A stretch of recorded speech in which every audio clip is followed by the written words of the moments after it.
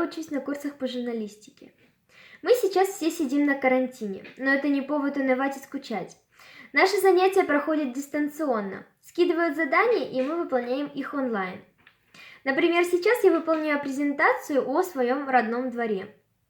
Нам сказали изучить историю нашей улицы и рассказать о ней. Я узнала много нового.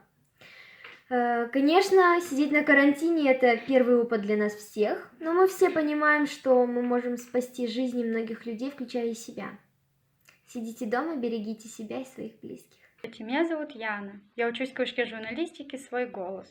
Сейчас все школы обучаются дистанционно, потому что по всему миру ввели карантин. Дистанционное обучение для меня проходит совсем несложно. Я выполняю задания, узнаю что-то новое и интересное. Занятия по журналистике проходят очень увлекательно.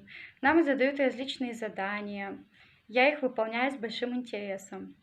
Сидеть на карантине не так уж и скучно. Недавно нам задали задание к 9 мая рассказать о каком-нибудь предмете своего родственника, связанном с войной, и сейчас я над этим тружусь. Это очень интересно, и я узнаю много нового. Оксана Викторовна, спасибо вам за интересные занятия. Меня зовут Дима Куличкин.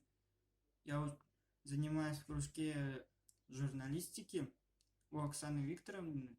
Мы перешли на новый формат, на дистанционный. Большое спасибо Оксане Викторовне и Дюцу.